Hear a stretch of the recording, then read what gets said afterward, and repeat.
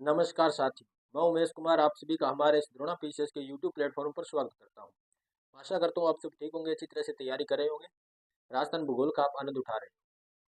हम बात कर रहे थे राजस्थान भूगोल को, राजस्थान जियोग्राफी को हम नए सिरे से पढ़ना प्रारंभ कर चुके थे। तो हमने पिछली क्लास में हमने देखा भारत के प्रमुख उद्योग। तो भारत के प्रमुख उद्योगों को हमने डिटेल से पढ़ लिया था। अब हम बात करने वाले हैं एक नए टॉपिक के बारे में। तो आज हम एक नए टॉपिक की शुरुआत करने वाले हैं जिसका नाम होगा राजस्थान की प्रमुख प्रमुख मृदाएं। मृदाओं के टॉपिक से हम शुरू करेंगे। मृदाओं की क्या विशेषताएं होती है, किस प्रकार की मृदा राजस्थान में पाई जाती है, कैसे इसका निर्माण होता है। यहाँ से कुछ महत्वपूर्ण जो क्वेश्चन जो बन सकते हैं उनके बारे में चर्चा करेंगे। तो शुरू करते हैं आज के सेशन को राजस्थान की प्रमुख मृदाओं के साथ। राजस्थान भूगोल में हम देख रहे थे राजस्थान की मृदाएं।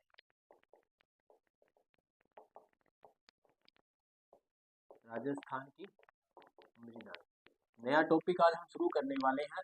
सोइल का टॉपिक ही हमारा जो शुरू होने वाला है। सोइल क्या होती है, सोइल क्या होती है, मृदा, इनके बारे में चर्चा करेंगे। कहते हैं किसे मृदा, कहाँ से ये शब्द निकला, ये सारे जो क्वेश्चन, जो छोटे छोटे क्वेश्चन जो बन सकते हैं उनके बारे में हम चर्चा करते हुए चलेंगे। तो देखो, ये जो सोइल शब्द है, मृदा को जो हम अंग्रेजी में कहते हैं सोइल, ये जो सोइल शब्द है ये अंग्रेजी भाषा का है। सोइल शब्द किस भाषा का है? अंग्रेजी भाषा। अब बात करें कि सोइल शब्द की उत्पत्ति कहाँ से हुई। इसकी उत्पत्ति, सोइल शब्द की उत्पत्ति कहाँ से हुई? जो सोइल जो वर्ड है ये अंग्रेजी भाषा का है, अंग्रेजी से हमने लिया है। अंग्रेजी में मृदा को सोइल कहते हैं और सोइल की जो उत्पत्ति है वो लैटिन भाषा से हुई है। लैटिन भाषा, लैटिन भाषा का एक शब्द है जिसे हम कहते हैं सोलम। सोलम यानी कि SOLUM, सोलम। इस सोलम शब्द से उत्पत्ति हुई है सोइल शब्द की। सोलम शब्द है जो लैटिन शब्द है, लैटिन शब्द है।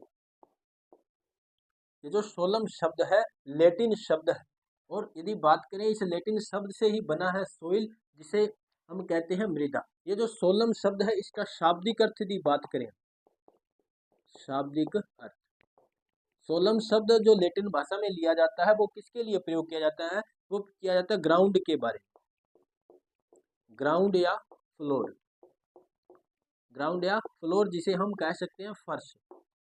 क्या कहते हैं? फर्श कहते हैं। उसके लिए शब्द प्रयोग में लाया जाता है कौन सा शब्द? सोलम शब्द। और सोलम शब्द से उत्पत्ति हुई है सोइल शब्द की, जिसे हम हिंदी में मृदा कहते हैं। मृदा कहते हैं या मिट्टियां हम इन्हें कह सकते हैं। तो ये हमारा आज का टॉपिक है। मृदा के बारे में पढ़ रहे हैं तो उसके बारे में पहले उसके शब्द से हम चर्चा शुरू करें। सोइल शब्द अंग्रेजी भाषा का शब्द है। सोइल शब्द की उत्पत्ति लैटिन भाषा से हुई है, सोलम शब्द से हुई है। सोलम जिसे शाब्दिक अर्थ के रूप में प्रयोग किया जाता है फर्श के रूप में, फर्श को लैटिन भाषा में सोलम कहते हैं। ग्राउंड को या हम कहें फ्लोर को क्या कहते हैं? तो सोलम कहते हैं। और सोलम से उत्पत्ति हुई है सोइल की। तो ये इसकी कुछ महत्वपूर्ण विशेषताएं, इस शब्द के बारे में हमने चर्चा की। तो ये है शब्द सोइल। इसका आप स्क्रीनशॉट ले सकते हो और बढ़ते हैं आगे। तो इसका स्क्रीनशॉट आपने ले लिया होगा। अब देखते हैं आगे इसके बारे में और क्या क्या डिटेल है जिनके बारे में पढ़ना जरूरी है। अब ये जो सोइल शब्द है, मृदाएं है, यदि बात करें इसके जनक के बारे में कि मृदा का जनक क्या है, तो हम देखेंगे भारत में मृदा विज्ञान का जनक, मृदा विज्ञान का जनक, भारत में मृदा विज्ञान के जनक है JW लेथर।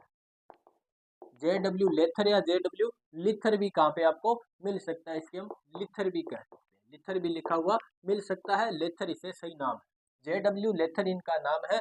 ये क्या है? भारत में मृदा विज्ञान के जनक है। और यदि बात करें ये और किसके जनक है, तो ये भारत में कृषि रसायनिकी के भी जनक है, कृषि रसायनिकी के भी जनक है।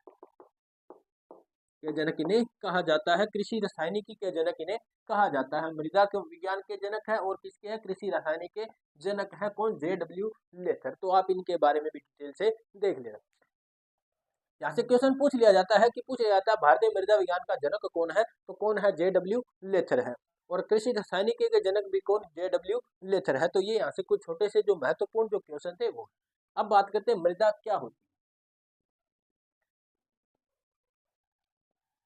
अब बात करते हैं मृदा, मृदा की परिभाषा क्या है? सोइल शब्द की परिभाषा,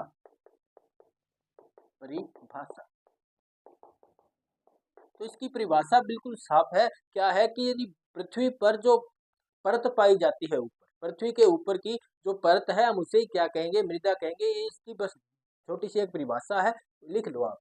क्या लिखोगे, पृथ्वी या भूमि की ऊपरी परत, ऊपरी परत जो हमें दिखाई देती, जो हमें दिखाई देती वो क्या कहलाती है, मृदा कहलाती है।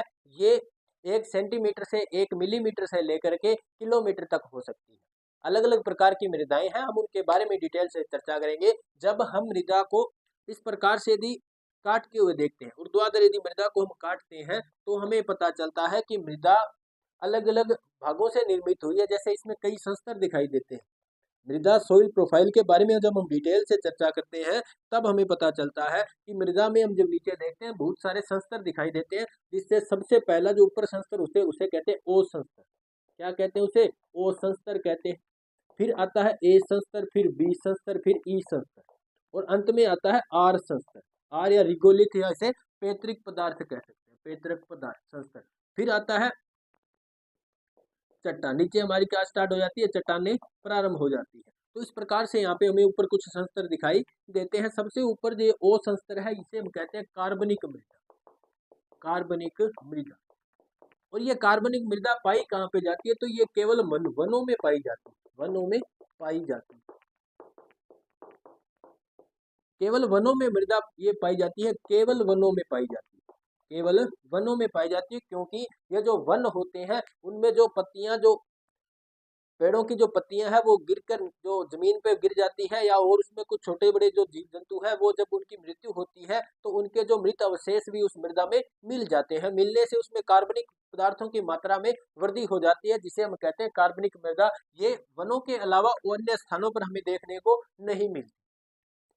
तो ये केवल कहाँ पे मिलती है, वनों में मिलती है, केवल वनों में मिलती है। उसके बाद ये कुछ संस्तर प्रारंभ हो जाते हैं, ए बी ई और आर। इस प्रकार के कुछ सोइल प्रोफाइल जब पढ़ते हैं, हम कहते हैं सोइल प्रोफाइल, सोइल प्रोफाइल, मृदा प्रोफाइल या सोइल प्रोफाइल कहते हैं। जब हम मृदा को ऊर्ध्वाधर काटते हैं तब हमें इसमें ये कुछ संस्तर दिखाई देते हैं। हमें कुछ अलग अलग प्रकार की इनके रंग अलग होते हैं। जैसे ये जो संस्तर है इसका रंग होता है काला, क्योंकि इसके अंदर कार्बनिक पदार्थों की मात्रा ज्यादा पाई जाती है और इसका रंग कैसा होता है, काला। उसके बाद इन संस्तरों जैसे लाल मिट्टी, पीली मिट्टी, अलग अलग परतें दिखाई देती है। आपने भी कभी देखा होगा यदि आपने कहीं डिग्गी की खुदाई देखी है, डिग्गी की खुदाई, कुओं की खुदाई देखी है, तो आपको पता चलेगा कुछ दूरी के बाद रंग, मृदा का रंग अलग है, उसके बाद मृदा का रंग अलग, उसके कण अलग है, उसके कुछ गुण अलग है।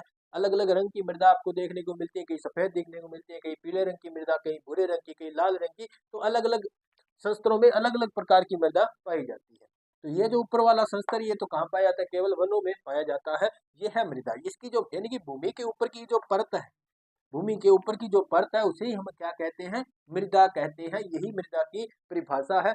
शॉर्ट कहे या लॉन्ग कहे, यही इसकी मुख्य परिभाषा बनती है कि मृदा किसे कहते हैं। पृथ्वी के ऊपर पाई जाने वाली जो परत है, भूमि पर पाई जाने वाली परत, जिसे हम आंखों से देख सकते हैं, जो हमें दिखाई देती है, वही क्या कहलाती है, मृदा कहलाती है। इनको कणों के आधार पर अलग अलग भागों में बांटा जा सकता है, जैसे महीन मृदा, काली मृदा, या मोटी मृदा, या बलुई मृदा कहते हैं, क्ले मृदा कहते हैं, सिल्ट मृदा में कहते हैं। वो सारी इनको अलग अलग भागों में उनके कणों के आधार पर बांटे जा सकते हैं। जैसे जो बिल्कुल बारीक कण है तो हम उसे कहेंगे क्ले मृदा या चिकनी मृदा कहते हैं। उसके बाद थोड़ी सी मोटी है तो उसे हम कहेंगे बालू मृदा, या थोड़ी सी महीन बालू, उससे वो बड़ी, जब बड़े कणों वाली जो बालू का मृदा होती है हम उसे कहते हैं बालू का मृदा, क्योंकि उसके कण बड़े होते हैं, जल धारण क्षमता उनकी बिल्कुल भी कम होती है। और क्ले मृदा है वो उसके कण होते हैं बिल्कुल बारीक, और उसकी जो मृदा की जो जल धारण क्षमता होती है वो सर्वाधिक होती है। तो ये है इसकी कुछ महत्वपूर्ण डिटेल। अब देखते हैं, हमें देखना है, क्योंकि क्वेश्चन राजस्थान से यही पूछे जाएंगे कि कौन से प्रकार की मृदा राजस्थान में कहाँ पाई जाती है। बस यहीं से क्वेश्चन ज्यादा पूछे जाते हैं। हम इनके मृदा का वर्गीकरण देखेंगे। तो ये तो है मृदा की परिभाषा। अब बात करते हैं मृदा बनती कैसे, मृदा का निर्माण कैसे होता है, वहां से बातें करते हैं।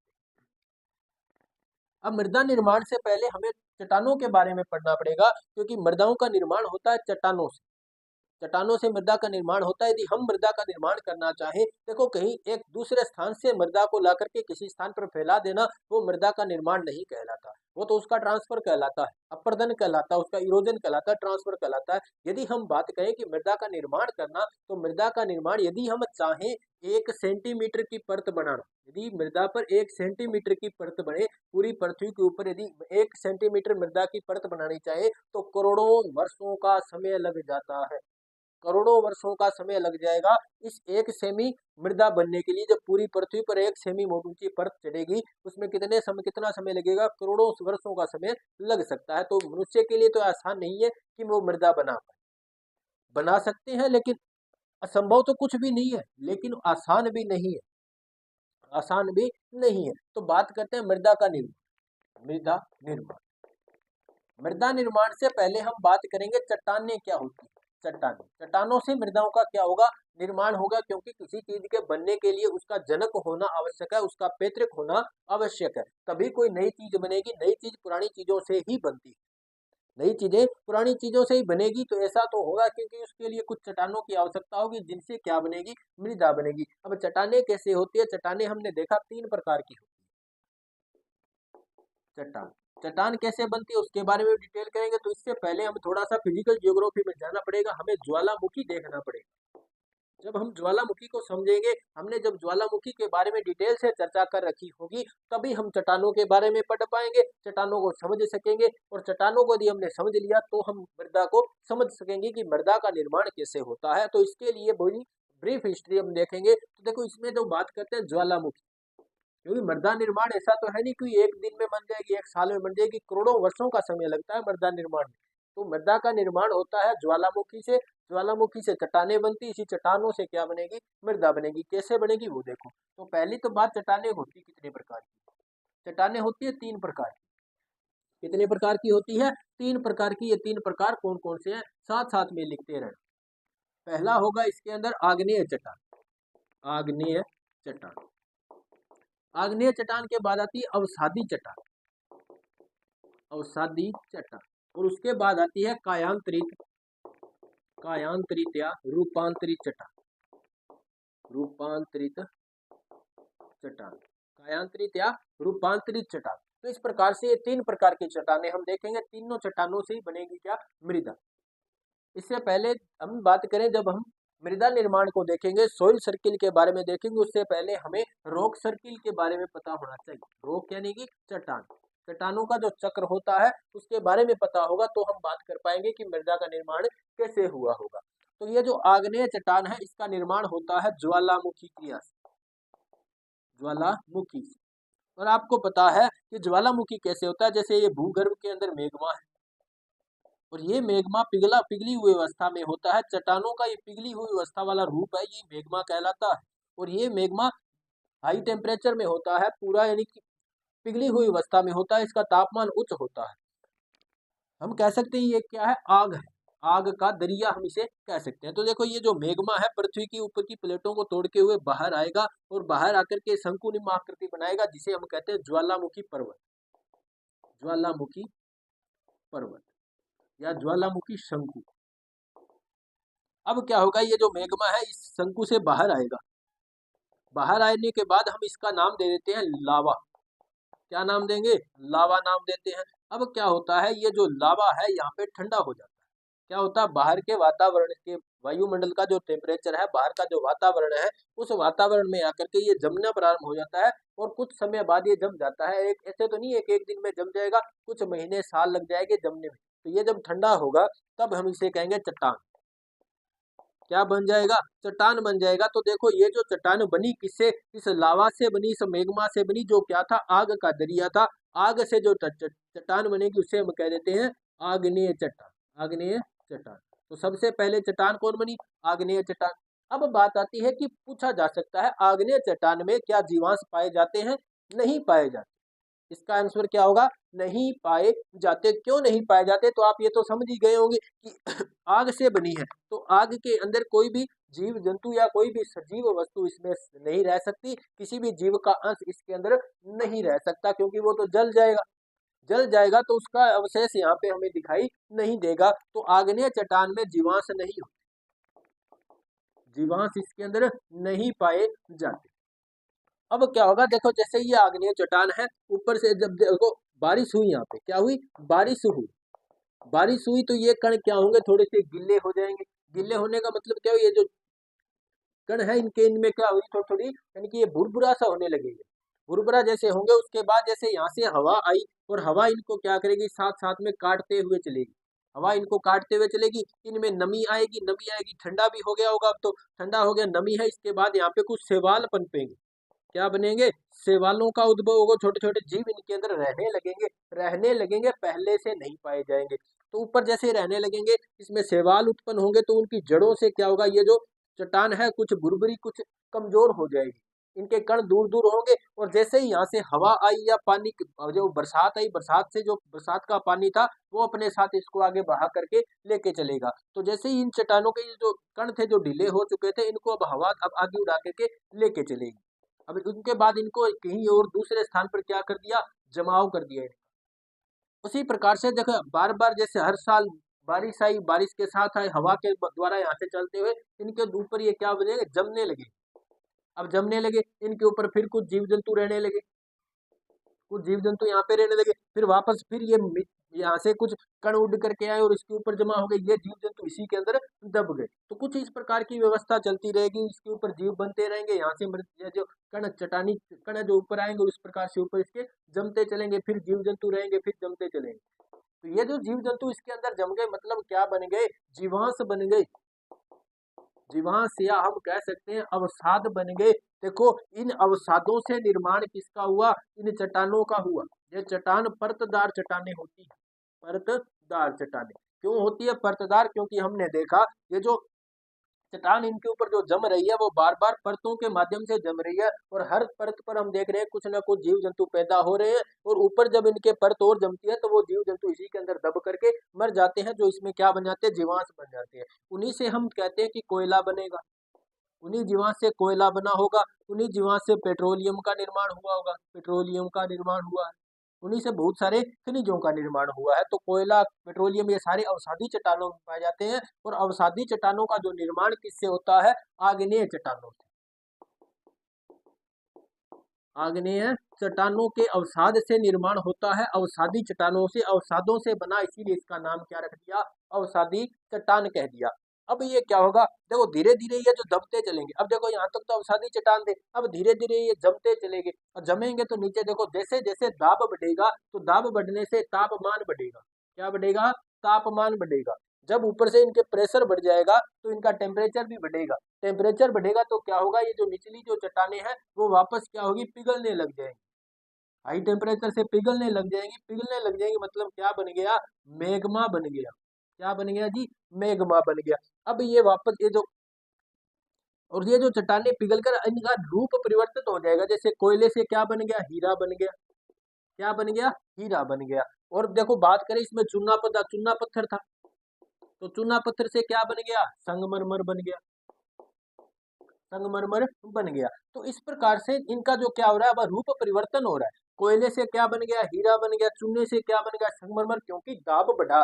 दाब बढ़ने से इनमें जो कण थे वो टूटने लगे और उनका रूप परिवर्तन होने लगा। रूप परिवर्तन हुआ, क्या बन गया, यहाँ पे कुछ और जैसे चट्टानें ये बन रही थी, इनका नाम जो संगमरमर हीरा बन गया, मतलब इनका क्या हो रहा है, रूप में परिवर्तन हो रहा है, काया में परिवर्तन हो रहा है, इसीलिए इनको कहते हैं कायांतरित चट्टाने।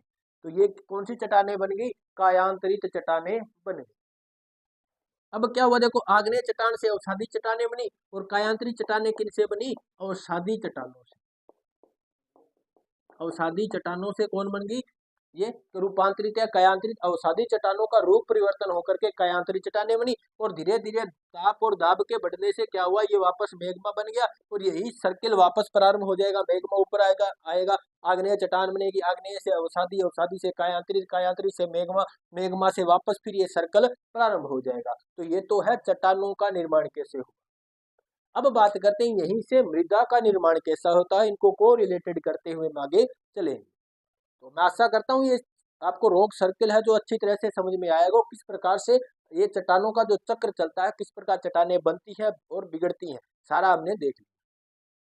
क्योंकि निर्माण निर्माण के साथ साथ में विनाश की घटना भी चलती है। विकास के साथ में विकास विनाश की घटना भी बराबर चलती है। किसी चीज का विनाश होगा तभी दूसरी चीज बनेगी, और दूसरी चीज बनेगी मतलब क्या हो रहा है, उसका भी कभी ना कभी विनाश होगा।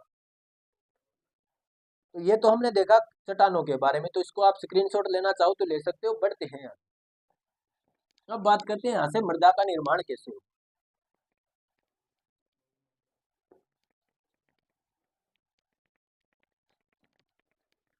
अब वापस बनाते हैं। ये जो हमारा ज्वालामुखी शंकु था, और इस पे चट्टाने बनी कौन सी, आग्नेय चट्टान। अब हमने पहले ही बात की थी, चाहे वो अवसादी चट्टाने हो, चाहे वो आग्नेय चट्टान हो, चाहे रूपांतरित चट्टाने। अब जैसे ही देखो यहाँ से क्या हुआ, बारिश आई, इनमें जीव जंतु पनपे, और हवा ये जो इनके कण ढीले हो गए, यहाँ से ये उड़ के चले, यहाँ से ये उड़कर इनका क्या होगा, स्थानांतरण होगा, जिसे हम कहते हैं इनका इरोजन हो रहा है। क्या हो रहा है, अपर्दन हो रहा है, अपर्दन हो रहा है। अब इनका यहाँ से अपर्दन होगा, ये किसी दूसरे स्थान पर चलेंगी। इनमें क्या होगा, जो बड़े कण होंगे वो पहले गिर जाएंगे, और छोटे कण होंगे, बरीक कण, वो आगे गिरेंगे। तो इसी से क्या बन रही है, ये मृदा बन रही है। क्या बन रही है जी, मृदा बन रही है। छोटे छोटे कण जो अलग होके यहाँ पे बन गए, बड़े कणों से तो चट्टान बन जाएगी, और छोटे कणों से मृदा बन जाएगी। वो अलग अलग कण रहेंगे, मृदा कहलाएंगे। इनके अंदर बाद में हम कृषि कार्य कर सकते हैं। जो हमें दिखाई देती है वो मृदा यही होती है, काली मृदा। देखो ये जो ज्वालामुखी से जो पहले निर्मित होगी वो मृदा कैसी होगी, रेगूर मृदा होगी, रेगूर मृदा या वर्टिसोल मृदा वो होगी। अब ये काली मृदा है, काली मृदा में क्या होगा, काली मृदा के अंदर सबसे पहले ये जो रेगूर मृदा, इसे हम क्या कहते हैं, काली मृदा। तो ज्वालामुखी क्रिया के बाद जो सर्वप्रथम जो मृदा बनती है वो कौन सी होती है, काली काली मृदा होती है। और ये जो काली मृदा है, इसके अंदर क्या होता है, आयरन सबसे ज्यादा पाया जाता है, लोहा सबसे ज्यादा पाया जाता है, लोहा या आयरन। हम इसे अंग्रेजी में लिखे प्रतीक के रूप में तो फेरस लिखते हैं। फेरस सबसे ज्यादा कौन सी मृदा में पाया जाएगा, काली मृदा में। और इसी आयरन की वजह से, लोहे की वजह से इसका रंग कैसा हुआ, काला। क्यों हमने बात की, देखो ये जो ज्वालामुखी से है, पृथ्वी में 3 प्रकार की परतें पाई जाती, हमने पढ़ा होगा पहले, आपने कभी देखो इसमें कैसी परतें होती है। एक तो होती है सियाल, सीमे और निफे। ये 3 परतें यहाँ पे हमें दिखाई देने को देती है। पृथ्वी की बात करें, हम पृथ्वी के भूगर्भ की बात करें, 3 परतें मुख्यतः दिखाई देती है। सियाल में क्या होता है, सिलिकॉन और एल्यूमिनियम पाया जाता है। निफ सीमे में क्या होता है, सिलिकॉन और मैग्नीशियम पाया जाता है। इसमें क्या पाया जाता है, मैग्नीशियम पाया जाता है। सी में मैग्नीशियम पाया जाता है। निफे में क्या पाया जाता है, निकेल और फेरस पाया जाता है, निकेल और आयरन पाया जाता है। और जो ज्वालामुखी क्रिया के बाद जो मृदा निकलेगी उसमें किसकी मात्रा पाई जाएगी, लोहे की लोहा पाया जाएगा। और जिसमें लोहा पाया जाएगा वो मृदा कैसी होगी, तो वो काली मृदा होगी, जिसके अंदर लोहांश की मात्रा ज्यादा पाई जाती है। और जो काली मृदा का निर्माण होता है वो यहीं से होता है, जो ये निफे जो परत है वहां से जब ज्वालामुखी जो मैग्मा बाहर आएगा, और ये जो निफे परत जब बाहर आएगी, इससे बनेगी कौन, लोहांश वाली ये काली मृदा, रेगूर मृदा। इससे कौन सी मृदा बनती है, तो रेगूर मृदा। अब बात करते हैं, इसी काली मृदा से निर्माण होता है लाल मृदा। लाल मृदा का कैसे होता है, तो देखते हुए चलो। इसके अंदर क्या पाया गया, तो इसके अंदर आयरन पाया गया। अब क्या होगा, जैसे ही ये बाहर आएगी वातावरण में मिलेगी, इस पे ऑक्सीजन इसके साथ टकराएगी, ऑक्सीजन के साथ क्रिया होगी। अब इसमें हम जैसे कृषि करना प्रारंभ करेंगे, इसमें सिंचाई करेंगे, तो पानी में आपको पता है जल में क्या होता है, H2O, मतलब ऑक्सीजन तो होती है ना, वो भी ऑक्सीजन इसके साथ मिलेगी। अब क्या होगा, ऑक्सीजन का मिलना कहलाता है ऑक्सीकरण, ऑक्सीकरण, ऑक्सीजन का मिलना ऑक्सीकरण कहलाता है। जैसे ही आयरन के साथ ऑक्सीजन मिलेगी, आयरन का क्या होगा, ऑक्सीकरण होगा। लोहे का ऑक्सीकरण जब होगा तो मृदा बन जाएगी लाल। इसका रंग कैसा हो जाएगा, लाल रंग हो जाएगा। क्यों, क्योंकि ये जो लोहा है वो इसी पानी के साथ या ऑक्सीजन के साथ मिलकर आगे आगे चला जाएगा, फेरस ऑक्साइड ये बनाएगा, आगे निकल जाएगा। अब इसके अंदर लोहे की मात्रा कम रह जाएगी और इसका रंग कैसा हो जाएगा, लाल रंग। कैसा हो जाएगा, लाल रंग। तो ये मृदा कैसी बनी, लाल मृदा का निर्माण होता है, काली मृदा से लाल मृदा का निर्माण होता है आयरन के ऑक्सीकरण की वजह से। लोहे का ऑक्सीकरण होता है, उससे कौन सी मृदा बनती है, लाल मृदा। अब क्या होगा, ये जो इस लाल मृदा में हम बार बार सिंचाई करेंगे, तो इसका भी, इसमें भी लोहे का और क्या होगा, ऑक्सीकरण और होगा। लोहे का क्या होगा, ऑक्सीकरण। लाल मृदा में जब लोहे का ऑक्सीकरण होता है तो उसके बाद इस लाल मृदा में आयरन की मात्रा कम रह जाती है, जिससे इस मृदा का रंग कैसा हो जाता है, पीला। कैसा रंग हो जाएगा, पीला। और इससे कैसी मृदा बन जाएगी, पीली मृदा बन जाएगी। तो लाल और लाल जो मृदाओं का निर्माण कहाँ से हुआ, प्रारंभ तो हुआ ज्वालामुखी से। ज्वालामुखी मृदा बनी कौन सी, काली मृदा। काली मृदा में लोहे का ऑक्सीकरण हुआ, मृदा बनी लाल। और लाल मृदा में लोहे का ऑक्सीकरण हुआ, मृदा कौन सी बन गई, पीली मृदा। मतलब पीली मृदा में लोहे की मात्रा बहुत ही कम पाई जाती है, बहुत ही कम पाई जाती है। आपने घर में देखा होगा, लोहा आपने देखा होगा, तो लोहे का जब सबसे पहले उसका रंग कैसा होता है, काला। कैसा रंग होता, काला रंग होता है। फिर बाद में क्या होता है, जैसे ही उसमें जंग लग जाती है, लोहे में जब जंग लग जाती है तो जंग लगने के बाद उसमें जो रंग कैसा हो जाएगा, लाल रंग। क्योंकि उसमें क्या पाया जाता है, फेरस ऑक्साइड पाया जाता है, FeO2 पाया जाता है, जिसकी वजह से उसका रंग कैसा हो जाता है, लाल रंग। और लाल रंग उसके बाद में जैसे जैसे धीरे धीरे वो समय बदलेगा तो उसका रंग कैसा होना, थोड़ा बहुत पीला पड़ना लगेगा। उस वही स्थिति होती है मृदाओं के अंदर। काली मृदा में लोहे का ऑक्सीकरण हुआ, लाल मृदा बन गई। लाल मृदा में लोहे का ऑक्सीकरण हुआ तो कैसी मृदा बनेगी, पीली मृदा बनेगी। बातें आपको समझ में आ गई होंगी। फिजिकल ज्योग्राफी का टॉपिक है, अच्छी तरह से समझने वाला टॉपिक है। यदि आपको समझ में नहीं आई एक बार में तो इस वीडियो को आप दोबारा देख लेना, समझ में आ जाएगी। इतना भी कोई कठिन काम नहीं है कि समझ में नहीं आएगी। क्यों नहीं समझ में आएगी, देखो दोबारा समझ लो।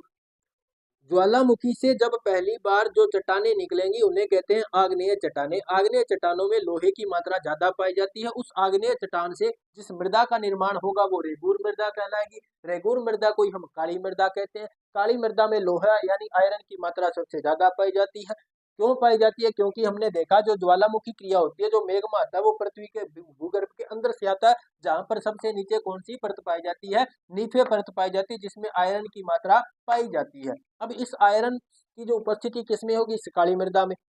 जैसे ही इसमें ऑक्सीकरण होगा, सिंचाई करेंगे या वायुमंडल की ऑक्सीजन इसके साथ मिलेगी, तो आयरन के साथ जब ऑक्सीजन मिलेगी तो उसे कहते हैं आयरन का ऑक्सीकरण होना। तो आयरन का जैसे ही ऑक्सीकरण होगा तो FeO2 बनेगा, फेरस ऑक्साइड बनेगा। उसके बाद जैसे ही फेरस ऑक्साइड बनेगा मतलब वो आगे बह जाएगा या उसका लीचिंग हो जाएगा।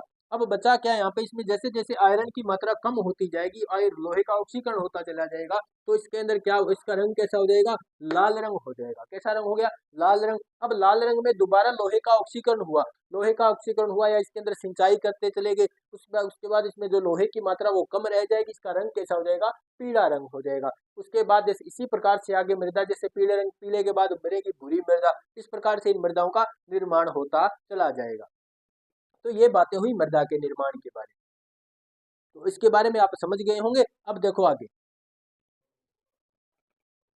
अब यदि आप इतना समझ गए कि मृदा का निर्माण कैसे हुआ तो आप लगभग इतना समझ जाओगे कि राजस्थान में ये मृदा कहाँ कहाँ पाई जाएगी। तो एक बार एक डिटेल थोड़ी सी चर्चा देख लेते हैं, इसके बाद साथ में मैप के माध्यम से।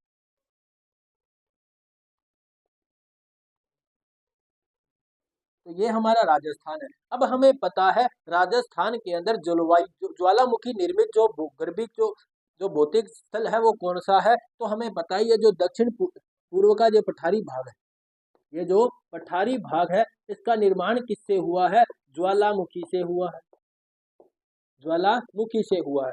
तो ज्वालामुखी से निर्मित हुई है तो इसमें मृदा कैसी पाई जाएगी, काली मृदा पाई जाएगी। तो आप इसको कोरिलेट कर सकते हो, कैसी मृदा पाई जाएगी, काली मृदा। अब देखो इसके आसपास वाले क्षेत्रों में जहां पर पहले काली मृदा थी उसके बाद में उसका रंग कैसा हो गया, लाल मृदा।